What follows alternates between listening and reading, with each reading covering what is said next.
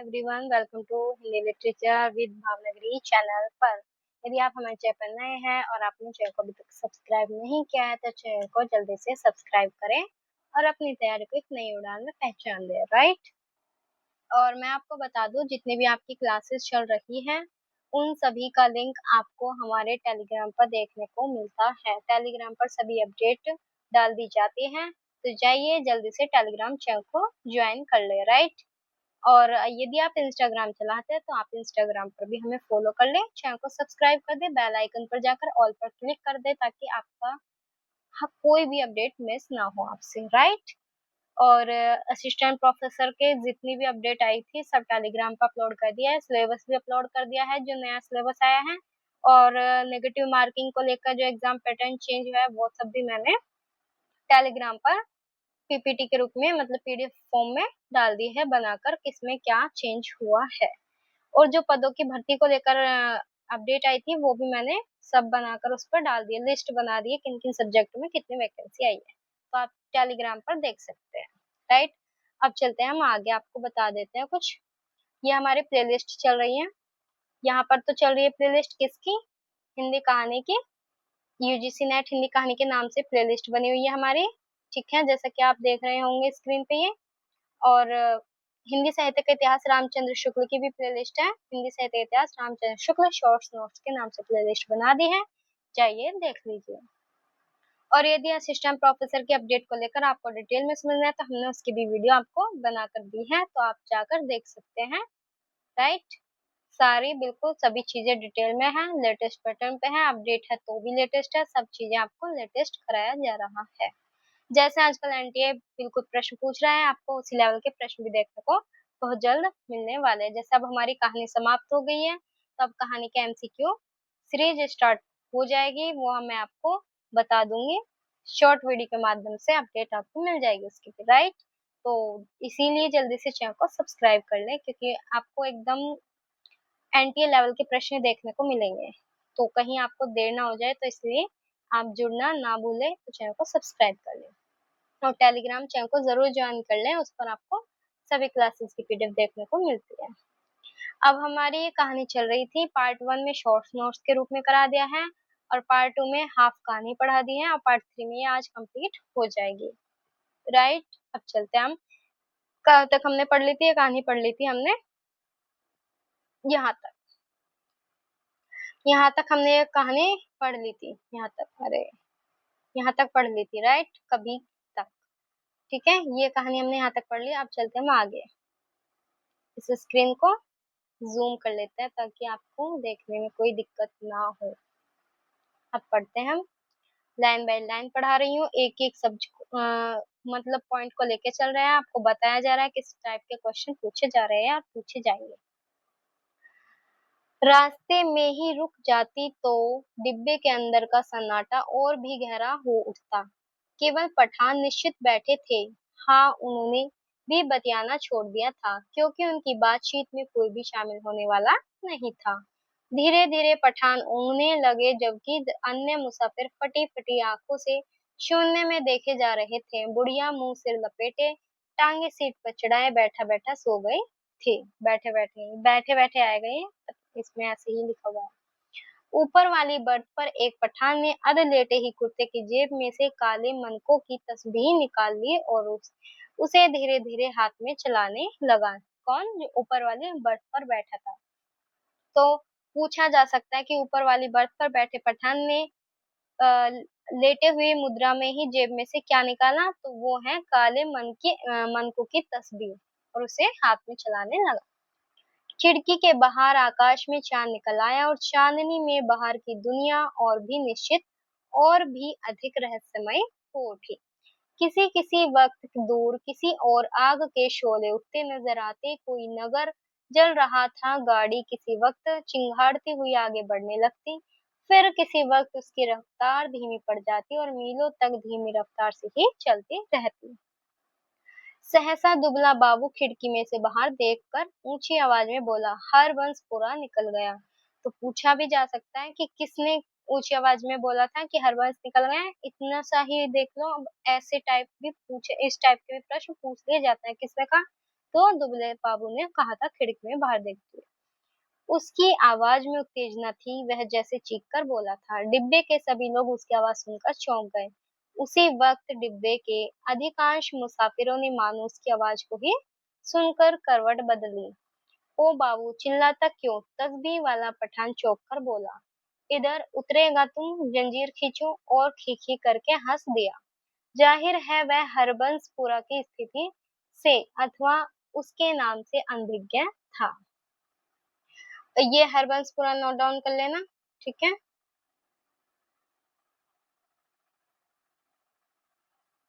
बाबू ने कोई उत्तर नहीं दिया, केवल सिर हिला दिया और एक आध बार पठान की ओर देखकर फिर खिड़की के बाहर झांकने लगा। डिब्बे में फिर मौन छा गया। तभी इंजन ने सीटी दी और उसकी एक रस रफ्तार टूट गई। थोड़ी ही देर बाद खटाक सा शब्द भी हुआ। शायद गाड़ी ने लाइन बदली थी। बाबू ने झांककर उस दिशा में देखा जिस ओर गाड़ी बढ़ी जा रही थी। शहर आ गया है, वह फिर ऊंची आवाज में चिल्लाया। कौन सा शहर आ गया? अमृतसर आ गया है, उसने फिर से कहा और उछलकर खड़ा हो गया और ऊपर वाली बर्थ पर लेटे पठान को संबोधित करके चिल्लाया। ओ बे पठान के बच्चे, नीचे उतर। तेरी माँ की, नीचे उतर। तेरी उस पठान बनाने वाले की मैं। बाबू चिल्लाने लगा और चीख चीख कर गालियां बकने लगा था। तस्बीह वाले पठान ने करवट बदली और बाबू की ओर देखकर बोला, ओ क्या ए बाबू, हमको कुछ बोला? बाबू को उत्तेजित देखकर अन्य मुसाफिर भी उठ बैठे। नीचे उतर, तेरी मैं। हिंदू औरत को लात मारता है, हरामजादे तेरी उस। ओ बाबू, बक बकर नहीं करूं। ओ खजीर के तुख्म, गाली मत बको। हमने बोल दिया, यानी कि हमने बोल दिया। हम तुम्हारा जवान खींच लेगा। गाली देता है, बाबू चिल्लाया और उछल कर सीट पर चढ़ गया। वह सिर से पांव तक कांप रहा था। बस सरदार जी से बोले, यह लड़ने की जगह नहीं है। सरदार जी बोले थे कि ये लड़ने की जगह नहीं है, बस भी करो। थोड़ी देर का सफर बाकी है, आराम से बैठे रहो। तेरी मैं लात न तोड़ू तो कहना गाड़ी तेरे बाप की है, बाबू चिल्लाया। ओ अम्मे क्या बोला? सभी लोग उसको निकालता था। हमने भी निकाला। ये इधर हमको गाली देता है, हम इसका जवान खींच लेगा। बुढ़िया बीच में फिर बोल उठी, ए वे जीर्ण जोगियो, आराम नाल बैठो। वे रब दियो बंदियो, कुछ होश करो। ये पंक्ति आपको उसने कहा था कहानी में भी इस टाइप से मिलती है, तो इसलिए इम्पोर्टेंट हो जाती है, ठीक है। उसके होंठ किसी प्रेत की तरह फड़फड़ाए जा रहे थे और उनमें से क्षीण सी फुसफुसाहट सुनाई दे रही थी। बाबू चिल्लाए जा रहा था, अपने घर में शेर बनता था।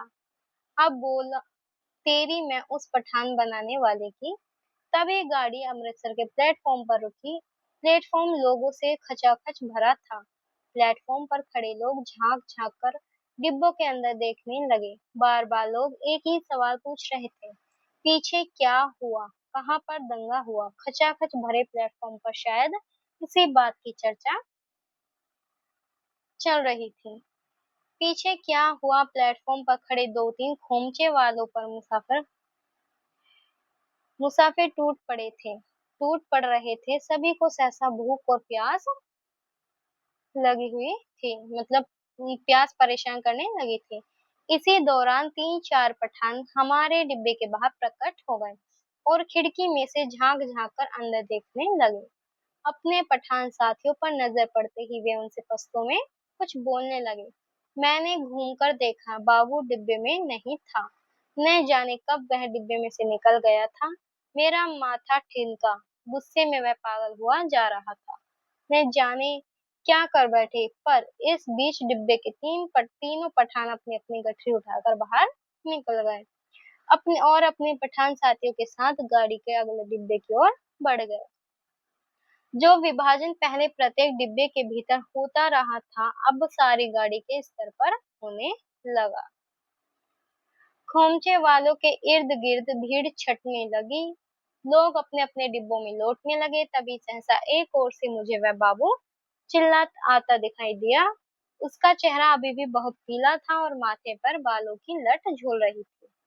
ये यहाँ पर पूछा जा सकता है किस कहानी के कौन से पात्र के बारे में कही गई है, क्योंकि ये पंक्ति आपको अपने अपने भाग्य का जो एक पात्र है ना, वो 10 वर्षीय लड़का, उसी से रिलेट करती है। बिल्कुल ठीक है, इम्पोर्टेंट पूछा जा सकता है किस कहानी के कौन से पात्र के बारे में की गई है, या किस पात्र का नाम दे देगा, या कुछ भी, मतलब इस टाइप से पूछा जा सकता है कि कहानी और पात्र दे दिए और पूछा जाएगा ये कौन सी कहानी और पात्र के बारे में कही गई पंक्ति है। ठीक है, तो ये इम्पोर्टेंट है, इसे ध्यान से देख लेना। नजदीक पहुंचा तो मैंने देखा उसने अपने दाएं हाथ में लोहे की एक छड़ उठा रखी थी। ठीक है, लोहे की छड़ ध्यान रखना, पूछा जा सकता है लोहे की छड़, लकड़ी की छड़ या किसकी। ठीक है, जाने वह उसे कहाँ मिल गई थी। डिब्बे में घुसते समय उसने छड़ को अपनी पीठ के पीछे कर लिया और मेरे साथ वाली सीट पर बैठने से पहले उसने होले से छड़ को सीट के नीचे सरका दिया। सीट पर बैठते ही उसकी आंखें पठान को देख पाने के लिए ऊपर उठी, पर डिब्बे में पठानों को न पाकर वह हड़बड़ाकर चारों ओर देखने लगा। निकल गए हरामी, सब के सब निकल गए। फिर वह सिर पिटाकर उठ खड़ा हुआ, चिल्लाकर बोला, तुमने उन्हें जाने क्यों दिया? तुम सब नामर्द हो बुज़दिल। पर गाड़ी में भीड़ बहुत थी, बहुत से नए मुसाफिर आ गए थे। किसी ने उसकी ओर विशेष ध्यान नहीं दिया। गाड़ी सरकने लगी तो वह फिर मेरी वाली सीट पर आ बैठा, पर वह बड़ा उत्तेजित था और बराबर बड़बड़ाए जा रहा था। धीरे धीरे हिचकोले खाती गाड़ी आगे बढ़ने लगी। डिब्बे में पुराने मुसाफिरों ने भरपेट पूरियां खा ली थी और पानी पी लिया था। पूछा जा सकता है क्या खाया था। ठीक है, और गाड़ी इस इलाके में आगे बढ़ने लगी थी जहां उनके जान माल को खतरा नहीं था। नेक्स्ट पेज पर नए मुसाफिर बतिया रहे थे। धीरे धीरे गाड़ी फिर से समतल गति से चलने लगी थी। कुछ ही देर बाद लोग ऊँघने भी लगे थे, मगर बाबू अभी भी फटफटी आंखों से सामने की ओर देखे जा रहा था। बार बार मुझसे पूछता कि पठान डिब्बे में से निकलकर किस और गए हैं। उसके सिर पर जुनून सवार था। गाड़ी के हिचकोलों में मैं खुद ऊँघने लगा था। डिब्बे में लेट पाने के लिए जगह नहीं थी। बैठे बैठे ही नींद में मेरा सिर कभी एक ओर को लुढ़क जाता था तो कभी दूसरी ओर को। किसी किसी वक्त झटके से मेरी नींद टूटती और मुझे सामने की सीट पर अस्त व्यस्त से पड़े सरदार जी के खर्राटे सुनाई देते। अमृतसर पहुंचने के बाद सरदार जी फिर से सामने वाली सीट पर टांगे पसार कर लेट गए। डिब्बे में तरह तरह की आड़ी तिरछी मुद्राओं में मुसाफिर पड़े थे। उनके विभत्स मुद्राओं को देखकर लगता था कि डिब्बा लाशों से भरा है। पास बैठे बाबू पर नजर पड़ती तो कभी वह खिड़की के बाहर मुंह के देख रहा होता, कभी दीवार से पीठ लगाए तनकर बैठा नजर आता। किसी किसी वक्त गाड़ी किसी स्टेशन पर रुकती तो पहियों की गड़गड़ाहट बंद होने पर निस्तब्धता सी छा जाती। तभी लगता जैसे प्लेटफॉर्म पर कुछ गिरा है या जैसे कोई मुसाफिर गाड़ी में से उतरा है और मैं झटके से ऊपर उठकर बैठ जाता। इसी तरह जब एक बार मेरी नींद टूटी तो गाड़ी की रफ्तार धीमी पड़ गई थी और डिब्बे में अंधेरा था। मैंने उसी तरह अधलेटे खिड़की में से बाहर देखा। दूर पीछे की ओर किसी स्टेशन के सिग्नल के लाल कुमकुमे चमक रहे थे। स्पष्टतः गाड़ी कोई स्टेशन लांघकर आई ही थी, पर अभी तक उसने रफ्तार नहीं पकड़ी थी। डिब्बे के बाहर मुझे धीमे से अस्फुट स्वर सुनाई दिए। दूर ही एक धूमिल सा काला पुंज नजर आया। नींद की खुमारी में मेरी आंखें कुछ देर तक उस पर लगी रही, फिर मैंने उसे समझ पाने का विचार छोड़ दिया। डिब्बे के अंदर अंधेरा था, बत्तियां बत्तियां बुझी हुई थी, लेकिन बाहर लगता था पोप फटने वाली है।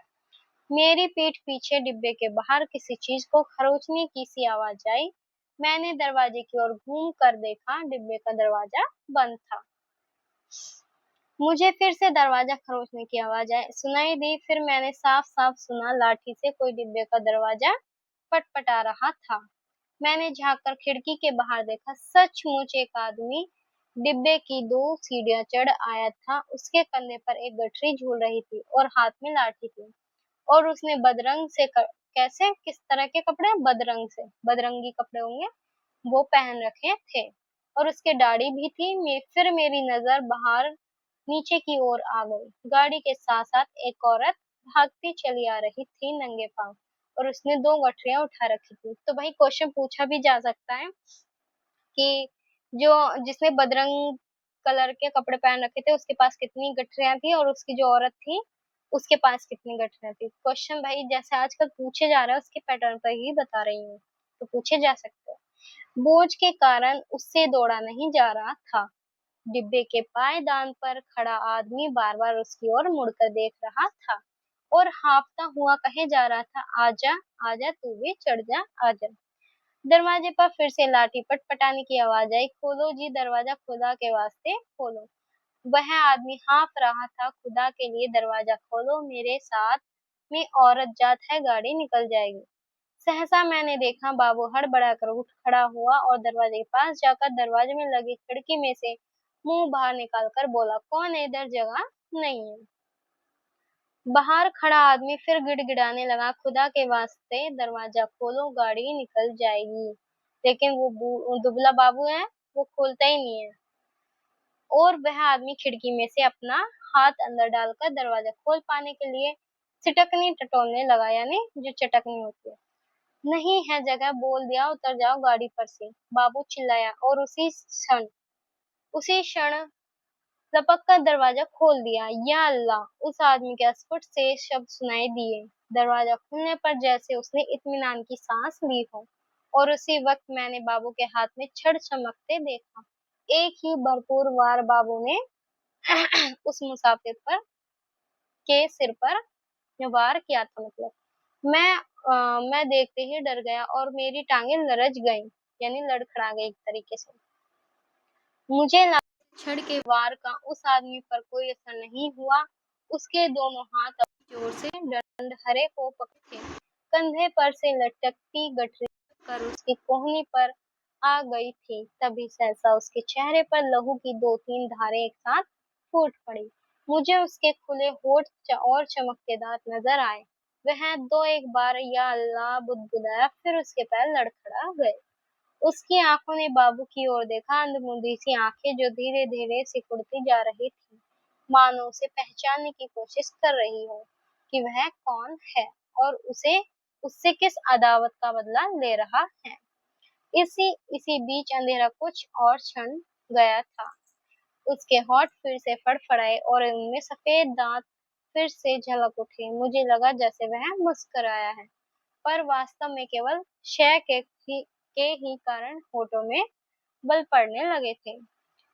नीचे पटरी के साथ साथ भागती औरत बड़बड़ाए और कोसे जा रही थी। उसे अभी भी मालूम नहीं हो पाया था कि क्या हुआ। वह अभी भी शायद यह समझ रही थी कि गठरी के कारण उसका पति गाड़ी पर ठीक तरह से चढ़ नहीं पा रहा है, कि उसका पैर जम नहीं पा रहा है। वह गाड़ी के साथ साथ भागती हुई अपनी 2 गठरियों के बावजूद अपने पति के पैर पकड़ कर सीढ़ी पर टिकाने की कोशिश कर रही थी।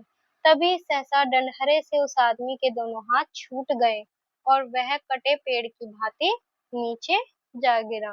पूछा जा सकता है किसकी भांति नीचे गिरा, तो पूछा जा सकता है, राइट। और उसके गिरते ही औरत ने भागना बंद कर दिया, मानो दोनों का सफर एक साथ ही खत्म हो गया हो। बाबू अभी भी मेरे निकट डिब्बे के खुले दरवाजे में बुत का बुत बना खड़ा था। लोहे की छड़ अभी भी उसके हाथों में थी। मुझे लगा जैसे वह छड़ को फेंक देना चाहता है, लेकिन उसे फेंक नहीं पा रहा।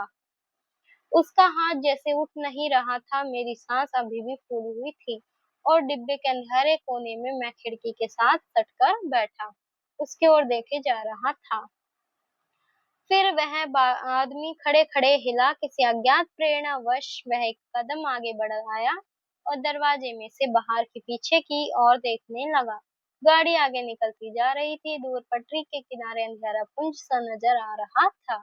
बाबू का शरीर हरकत में आया। एक झटके में उसने छड़ को डिब्बे के बाहर फेंक फेंक दिया। फिर घूमकर डिब्बे के अंदर दाएं-बाएं देखने लगा। सभी मुसाफिर सोए पड़े थे, मेरी ओर उसकी नज़र नहीं उठी। यानी कि जो कथावाचक है उसकी नज़र बाबू की ओर नहीं उठ रही थी। थोड़ी देर तक वह खड़ा डोलता रहा, फिर उसने घूम कर दरवाजा बंद कर दिया। उसने ध्यान से अपने कपड़ों की ओर देखा, अपने दोनों हाथों की ओर देखा, फिर एक-एक करके अपने दोनों हाथों को नाक के पास ले जाकर सूंघा कि कहीं वो तो नहीं रह गई है स्मेल, ये देख रहा था वो। अरे!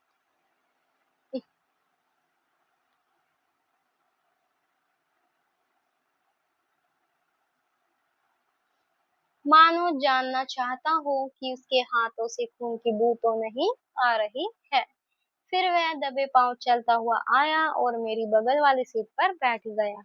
धीरे धीरे झुटपुटा छटने लगा, दिन खुलने लगा, साफ सुथरी सी रोशनी चारों ओर फैलने लगी। किसी ने जंजीर खींचकर गाड़ी को खड़ा नहीं किया था। छड़ खाकर गिरी उसकी देह मीलों पीछे छूट चुकी थी। सामने गेहूं के खेतों में फिर से हल्की हल्की लहरियां उठने लगी थी। सरदार जी बदन खुजलाते उठ बैठे। मेरी बगल में बैठा बाबू दोनों हाथ सिर के पीछे रखे सामने की ओर देखे जा रहा था। रात भर में उसके चेहरे पर दाढ़ी के छोटे छोटे बाल उगाए थे। अपने सामने बैठा देखकर सरदार जी उसके साथ बतियाने लगे। बड़े जीवट वाले बाबू हो, दुबले पतले हो पर बड़े गुर्दे वाले हो, बड़ी हिम्मत दिखाई तुमसे डर कर ही वे पठान डिब्बे में से निकल गए। यहाँ बने रहते तो एक न एक की खोपड़ी तुम जरूर दुरुस्त कर देते। और सरदार जी हंसने लगे। बाबू जवाब में मुस्कुराए, एक विभत्स सी मुस्कान, और देर तक सरदार जी के चेहरे की ओर देखता रहा। ये हमारी कहानी यहाँ पर समाप्त होती है। और आपको बता दूं, कोई भी कहानी पढ़ो तो स्टार्टिंग की पंक्तियां और लास्ट की पंक्तियों को जरूर नोट डाउन किया करो, क्योंकि ये आपके जो क्रोनोलॉजिकली क्वेश्चंस आते हैं उन्हें आप एलिमिनेट करके फिर कर लिए जाते हो, राइट? क्योंकि आजकल ऐसे क्वेश्चन बहुत ज्यादा पूछे जा रहे हैं।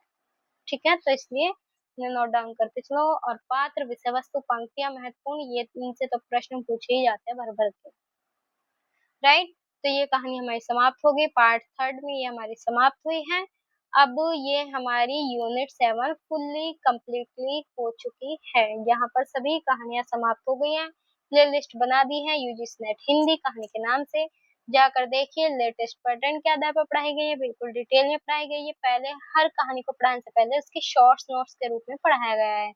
शॉर्ट्स नोट्स मतलब कहानी की विषय वस्तु क्या है, प्रतिपाद्य क्या है, मतलब उसकी समझ क्या है, पात्र क्या है, पात्रों की विशेषताएं क्या है, सब आपको पहले वो कराया गया है। फिर कहानी आपको डिटेल में पढ़ाई गई है, किस टाइप के प्रश्न पूछे जाते हैं। और कहानी थ्योरिकली अब कंप्लीट हो गई है। अब करेंगे एमसीक्यू। वो आपको बता दिया जाएगा कब से स्टार्ट होंगे एमसीक्यू। तो जल्दी से चैनल को सब्सक्राइब कर लो, बढ़िया वाले एमसीक्यू आने वाले हैं आप लोगों के लिए। तो मिलते हैं ऐसे ही नेक्स्ट वीडियो में, तब तक के लिए बाय, टाटा, धन्यवाद।